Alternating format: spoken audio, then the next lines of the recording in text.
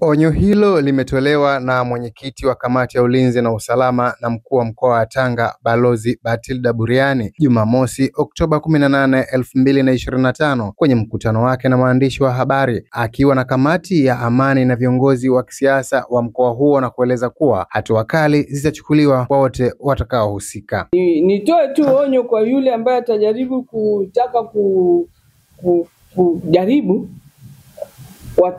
atakuja kushughulikiwa kwa jinsi ambavyo vyombo vimejipanga, kwa sababu mtu ukitaka kuleta doa ya aina yoyote nchi haitavumilia, kwa sababu nchi hii ni kubwa kuliko mtu yoyote mmoja mmoja, na kama serikali haitakubali nchi iende katika vurugu au atokee mtu yoyote atakayeshawishiwa kwa njia yoyote.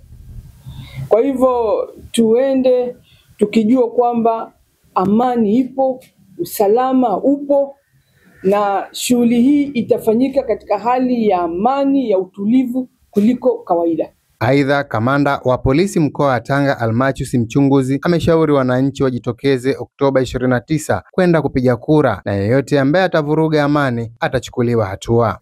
Niwatake wananchi siku hiyo wajitokeze kwa wingi mapema kwenda katika vituo vya kupigia kura na kuchagua kwa mujibu wa taratibu zilizowekwa na Tume Huru ya Uchaguzi. Niwahakikishie wananchi wa mkoa wa Tanga kwamba hali ya usalama siku hiyo itakuwa vizuri, lakini vile vile tutambue kwamba amani ya nchi yetu ni muhimu sana.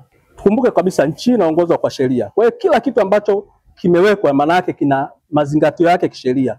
Kwa hiyo ukienda kinyume cha mazingatio ya kisheria, maana yake wale ambao tunasimamia sheria kama jeshi la polisi na vyombo vingine vya ulinzi na usalama lazima tuchukue hatua dhidi yake. Kwa hiyo uwezo ukasema tu kwa kivuli kwamba nataka kuandamana kwa kisingizio kwamba sisi kuna kitu kinakuruhusu, wakati sisi tumeshagundua kwamba nia yako ni kuvunja amani. Sisi tutakushughulikia kikamilifu. Mwenyekiti wa wenyeviti wa vyama vya siasa mkoa wa Tanga Peter Mhina amesema anaridhishwa na mwenendo wa kampeni zinazoendelea kufanyika, kwani wanapata ushirikiano wa kutosha kutoka kwenye vyombo vya dola. Tushirikiane kudumisha amani na utulivu wakati wa uchaguzi. Napongeza sana demokrasia ya kipindi hiki cha uchaguzi.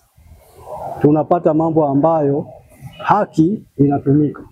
Hata alipokuja rais wangu hapa Tanga alipewa ulinzi wa kutosha kama inavyostahili. Kwa hiyo napenda sana niseme kwamba uchaguzi mwaka huu hapa tulipoanzia hapa mpaka hapa tumefanikiwa kwa asilimia karibu 80. Katibu jukwaa la amani la viongozi wa dini mkoa wa Tanga Mchungaji Daniel Msumari amesema wanaendelea na zoezi la kuhamasisha waumini wao kujitokeza kupiga kura Oktoba 29, kwani hiyo ni haki yao ya msingi. Ninachukua fursa hii kumshukuru Mwenyezi Mungu kwamba zoezi hilo linaendelea, na najua hakika kwamba uchaguzi unakaribia tarehe 29 Oktoba, na waumini wetu wengine wote wako tayari katika kufanya uchaguzi, na najua ni uchaguzi ambao utafanyika kwa amani na utulivu kama ilivyo desturi yetu sisi wa Tanzania.